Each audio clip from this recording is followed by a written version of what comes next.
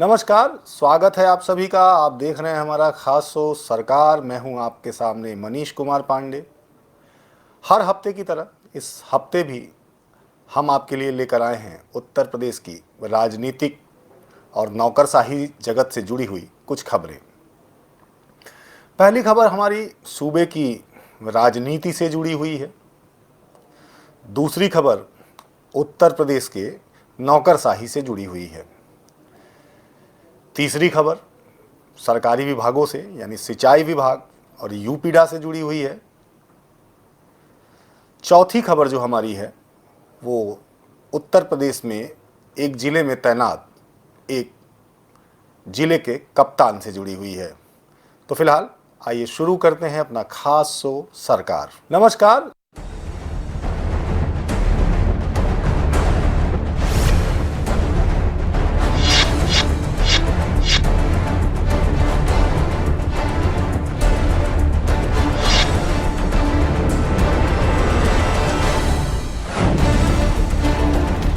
हमारी जो पहली खबर है वो उत्तर प्रदेश की राजनीति से जुड़ी हुई है और इस खबर पर हमारी ही नज़र नहीं बल्कि लखनऊ से लेकर दिल्ली तक के लोगों की है। दरअसल याद होगा आपको कि एक फिल्म आई थी गदर। गदर एक प्रेम कथा जिसमें सनी देओल ने जब हैंडपंप उखाड़ा था तो वो दृश्य आज तक लोग अपने जहन से नहीं उतार पाए हैं। और गाहे बगाहे जब हैंडपंप की चर्चा होती है तो फिल्म गदर की भी चर्चा हो जाती है। लेकिन ये खबर उत्तर प्रदेश की राजनीति से जुड़े हुए हैंडपंप से है। दरअसल आपने देखा होगा 2022 के विधानसभा चुनाव में पश्चिमी उत्तर प्रदेश में खासा प्रभाव रखने वाले हैंडपंप वाले दल यानी चौधरी साहब वाली पार्टी काफ़ी चर्चा में रही। अखिलेश यादव के साथ गठबंधन किया, चुनाव लड़ा। बहुत सारी तस्वीरें आपने उस दौर की देखी होंगी। फिलहाल दोनों ने जो मिल के जो गठबंधन बनाया काफ़ी कामयाब हुए। हैंडपंप और साइकिल ने एक तरह से कहेंगे कि अच्छी जोड़ी रही इन लोगों की और 22 के विधानसभा चुनाव में ये दोनों एक दूसरे का हाथ पकड़कर आगे बढ़े। उस दौर में जब हैंडपंप वाले दल के करता धरता चौधरी साहब, उनके बयानों को अगर आप देखें तो वो बयान उनके भारतीय जनता पार्टी के खिलाफ ही हुआ करते थे और उन्होंने बहुत सारे मंचों से दावा किया था कि वो कभी भी भारतीय जनता पार्टी के साथ में नहीं आएंगे। लेकिन कल कुछ ऐसा हुआ कि जिसके बाद एक बार फिर हैंडपंप की चर्चा उत्तर प्रदेश में ही नहीं बल्कि दिल्ली में भी होने लगी और पूरे देश में होने लगी। दरअसल हुआ क्या, जयंत चौधरी साहब ने एक ट्वीट किया और उस ट्वीट में लिखा कि जब चावल ही खाना है तो बिरयानी से क्यों परहेज करें, या बिरयानी क्यों ना खाएं, या फिर खीर क्यों ना खाएं। अब उनके खीर और बिरयानी वाले इस बयान के बाद जो तमाम सियासत के पंडित हैं वो चौकन्ने हो गए।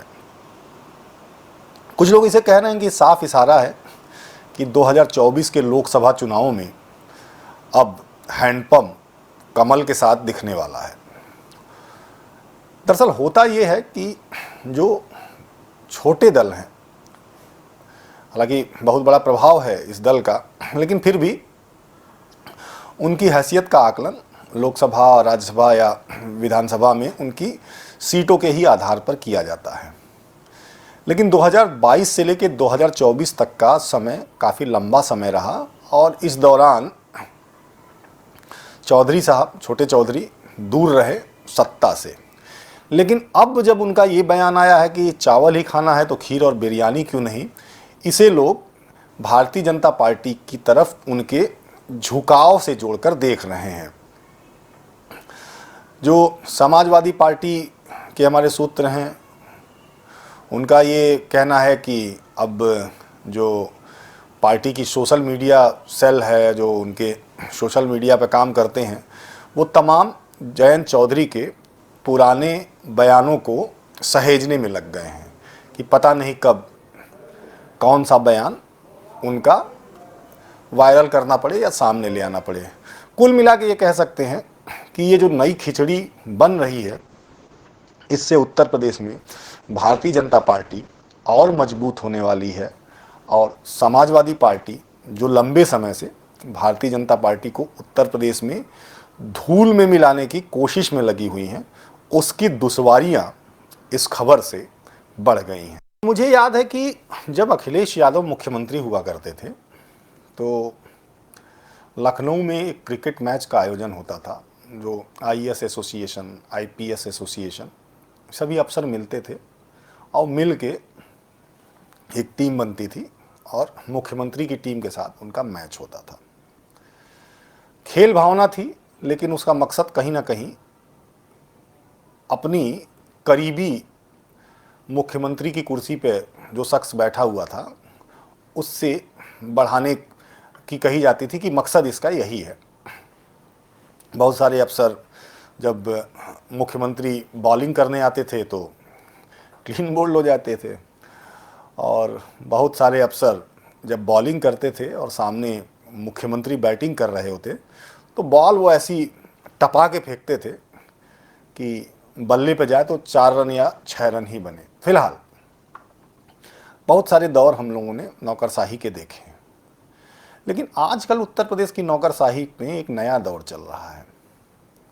ये दौर है गाय को रोटी खिलाने का। ये दौर है कांवड़ यात्रा में आए हुए जो तीर्थयात्री जाते हैं, जो भक्त जाते हैं, उनके लिए अपनी सहानुभूति दिखाने का। हाल में ही पश्चिमी उत्तर प्रदेश के एक ज़िले के डीएम साहब काफ़ी चर्चा में आए। दरअसल डीएम साहब जब पूर्वी उत्तर प्रदेश के एक ज़िले में तैनात थे तो उनकी परफॉर्मेंस बड़ी अच्छी रही। तमाम जो सरकारी योजनाएं रहीं, तमाम उसको ज़मीन पे उतारने पे सफल रहे और जनता का भरपूर सहयोग मिलता था। मुझे वो भी तस्वीरें याद हैं, मैंने खुद अपने सोशल मीडिया अकाउंट से शेयर की थी कि जब वो ज़िला छोड़ के जाने लगे तो बड़ी ज़बरदस्त विदाई हुई थी। बहुत सारे लोग उन्हें छोड़ने आए थे और अफसोस जता रहे थे कि ऐसे अफसर को ज़िले में और कुछ दिन होना चाहिए था। लेकिन फ़िलहाल साहब की ज़रूरत कहीं बड़े ज़िले में थी। शासन में जो अफसर बैठे थे उन्हें एक बड़े ज़िले में भेज दिया। लेकिन कल उनकी एक वीडियो सोशल मीडिया पर वायरल होने लगी जिसमें ये बताया जा रहा था कि साहब जो कांवड़ लेके जो भक्त निकल रहे हैं उनके लिए कहीं कोई कैंप था या कोई मुझे लगता है कि स्टॉपिंग पॉइंट था, वहाँ पर तवे पर रोटी सेंक रहे थे। अब आप सोचिए कि जब ज़िले का एक कलेक्टर रोटी सेंकने लगे तो चर्चा तो होगी ही, और वो रोटी अपने किचन में नहीं सेंक रहा है, सार्वजनिक स्थल पर सेंक रहा है। और बताया ये गया कि ये रोटी डीएम साहब जो सावन में जो भक्त सड़कों पर निकल रहे हैं उनके लिए सेक रहे हैं, ये रोटी वो खाएंगे। तब से तरह तरह की चर्चाओं का दौर शुरू हो गया है। तमाम आलोचक हैं, आलोचकों का कहना है कि सरकार और सत्ता में बैठे लोग जिस विचारधारा के होते हैं, ये नौकरशाह अपने आप को उसी विचारधारा से जोड़ देते हैं और इनमें होड़ लग जाती है कि कौन सा काम ये करें।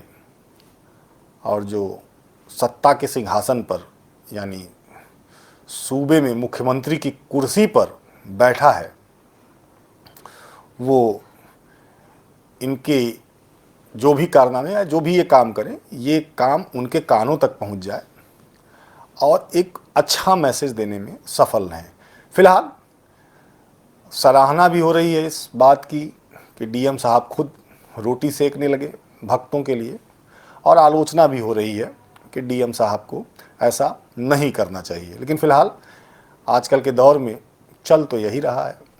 बहुत सारे जिलाधिकारियों के बंगलों में आप गौशालाएं देखेंगे, बहुत सारे अफसरों को आप गाय को रोटी खिलाते हुए देखेंगे। अच्छी बात है, शुरुआत अच्छी है।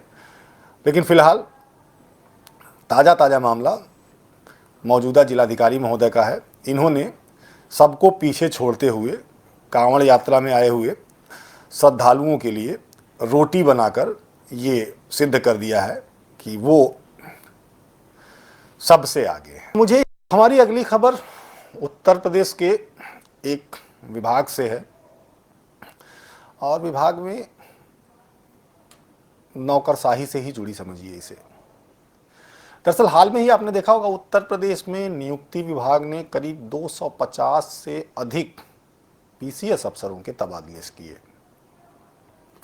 सबको नई जिम्मेदारियां दी गई, सबको नए जिले दिए गए, सबको नए कार्यस्थल मिले। लेकिन लखनऊ में एक ऐसा विभाग है जहां पर कुछ पीसीएस अफसर बहुत परेशान हैं। क्यों परेशान हैं ये भी समझ लीजिए। दरअसल शासन ने इनका तबादला कर दिया है।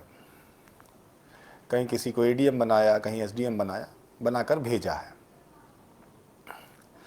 और तबादले के बाद भी ये आजकल जहां अपनी सेवाएं दे रहे हैं वहां के बड़े साहब इन्हें रिलीव ही नहीं कर रहे हैं। बड़े साहब बड़े खुर्राट टाइप के रहे हैं, पहले से भी अपनी कारगुजारियों की वजह से काफ़ी चर्चा में रहे हैं और बताया जाता है कि काफ़ी प्रभावशाली लोगों में है और मुख्यमंत्री जी के सामने भी उनकी बड़ी अच्छी इमेज है। क्योंकि पहले जिस विभाग का जिम्मा दिया गया उसमें 8-9 महीने तक बंदे ने किसी फाइल पे अगर बहुत ज़्यादा ज़रूरी ना हो तो दस्तखत नहीं किया और फाइनली उस विभाग का 700-800 करोड़ रुपया सरेंडर करना पड़ा। फिर बाद में बड़ी थू-थू हुई, लेकिन तब तक ये साहब वहाँ से पतली गली पकड़ के निकल गए थे। अब जिस विभाग में हैं वहाँ जब नए नए गए तो उस विभाग की एक विंग में बहुत सारे लोग आउटसोर्स वाले हैं, संविदा पे हैं, डेपुटेशन पे हैं, बहुत सारे कंसल्टेंट हैं। जाते ही इन्होंने सबके पेमेंट बंद कर दिए, रोक दिए। फाइलों पे उन्होंने दस्तखत करना बंद कर दिया कि नहीं भाई ऐसे तो नहीं करूँगा मैं। फिर सुनने में आया कि तमाम गाड़ियों के पेमेंट रोक दिए कि भाई ऐसे तो नहीं करूँगा मैं। फिर समझ में आया कि बिजली के बिलों वाली फाइलें रोक दी उन्होंने कि मैं तो ऐसा नहीं करूँगा। अब ताज़ा ताज़ा इस समय चर्चा में अपने नए कारनामे की वजह से हैं कि उनके विभाग में तैनात जितने भी पीसीएस अफसर थे, 2, 3, 4, 5, 10 जो भी रहे हों, उनका शासन स्तर से तबादला हो गया है। उनको और ज़िलों में जाना है, लेकिन साहब उन्हें रिलीव ही नहीं कर रहे हैं। मतलब आप समझिए कि उन्हें ये भरोसा है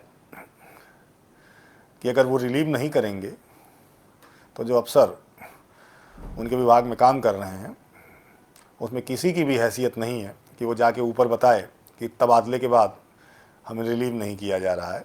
तो फिलहाल आजकल अपने इस नए कारनामे की वजह से साहब चर्चा में बने हुए हैं। उत्तर प्रदेश में आजकल फिर एक विभाग चर्चा में आ गया है। विभाग का नाम है नगर विकास और इसके भी मंत्री शर्मा जी हैं, प्रमुख सचिव अमृत अभिजात साहब हैं। दोनों ही बड़े डायनामिक अफसर रहे हैं। उसमें से एक रहा है, अब तो राजनीति में आ गया। हमारे यहाँ के माननीय हो गए, गुजरात से आए और उन्हें नगर विकास और ऊर्जा विभाग जैसे विभागों की जिम्मेदारी दी गई।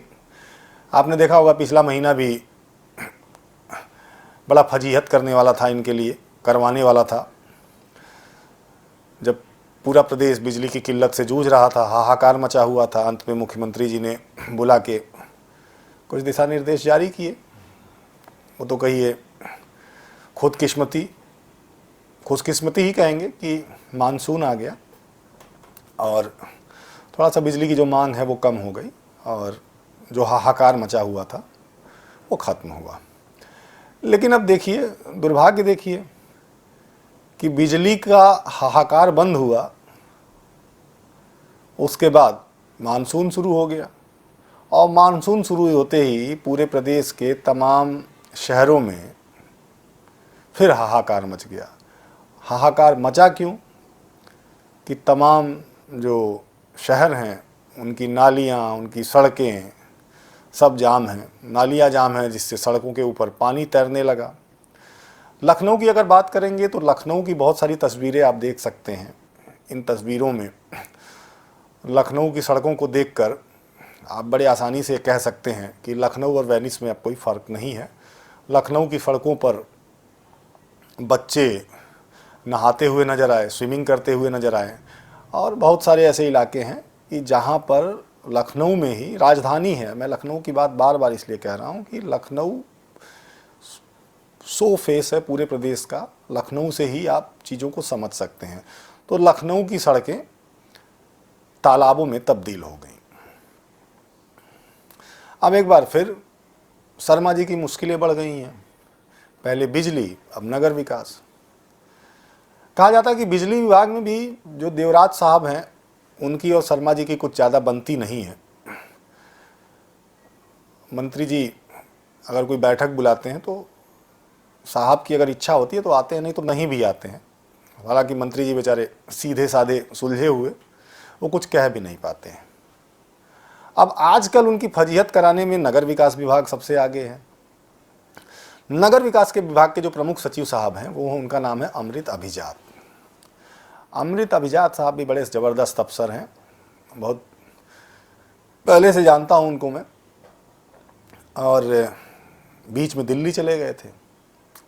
लेकिन दिल्ली से जब लखनऊ दोबारा वो आए तो मुझे लगता है कि अपना जो दिल है वो दिल्ली में ही छोड़ा है, क्योंकि उनका मन ज़्यादा लखनऊ में लगता नहीं है। लखनऊ में अगर लगता तो जाहिर सी बात है कि उनका जो विभाग है, नगर विकास विभाग, आज जो पूरे सरकार की फजीहत करा रहा है, विपक्ष को हमला करने का मौका मिल रहा है, आम जनता परेशान है, लोग परेशान हैं, लोगों के घरों में पानी घुस जा रहा है, तो कम से कम ऐसा नहीं होता अगर उन्होंने साल भर कायदे से कामकाज किया होता। लेकिन सुनने में तो यही आता है कि हर वीकेंड पर दिल्ली निकल जाते हैं, वहाँ उनकी तमाम जो दोस्त हैं, बहुत सारे दोस्त हैं, पार्टियाँ वार्टियाँ करते रहते हैं। हम भी करते हैं, पार्टी वार्टी करनी अच्छी बात है, बुरी बात नहीं है।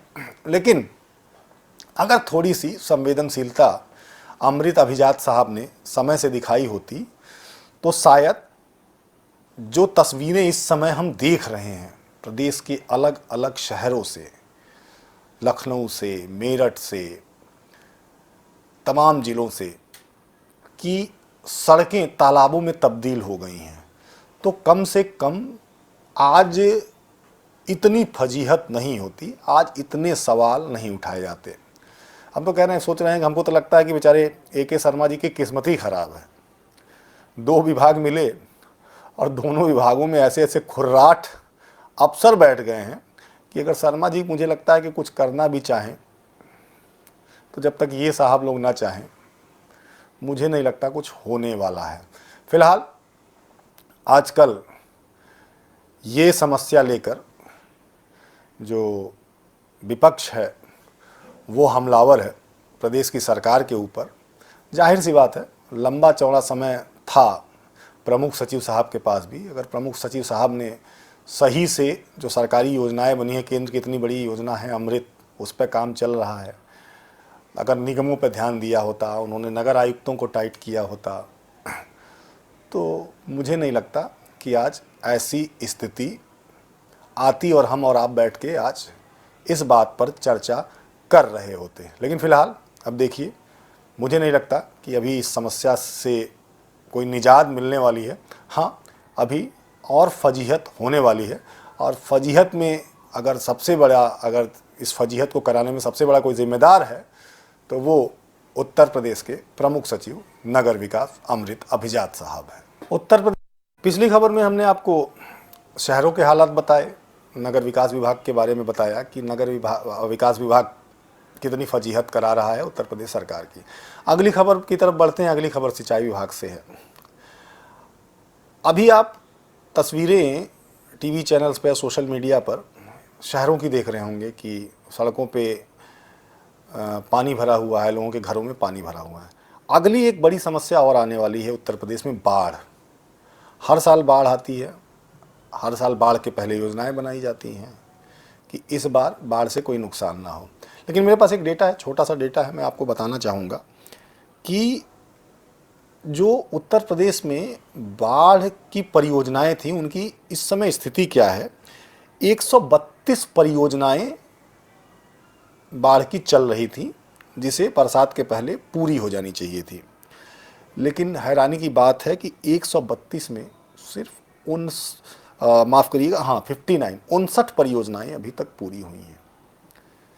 ये आंकड़ा 50% से भी कम है। अब जब परियोजनाएं पूरी ही नहीं हुई हैं तो बाढ़ तो आनी ही है, बाढ़ से नुकसान तो होना ही है, बांध टूटेंगे, नदियां उफान पे आएंगी। लेकिन हर बार की तरह इस बार भी कोई सवाल नहीं उठाएगा। इस बार भी बाढ़ के नाम पर उत्तर प्रदेश के सिंचाई विभाग ने अफसरों के ट्रांसफ़र पोस्टिंग को शून्य कर दिया, तबादलों को निरस्त कर दिया, मतलब तबादला किया ही नहीं।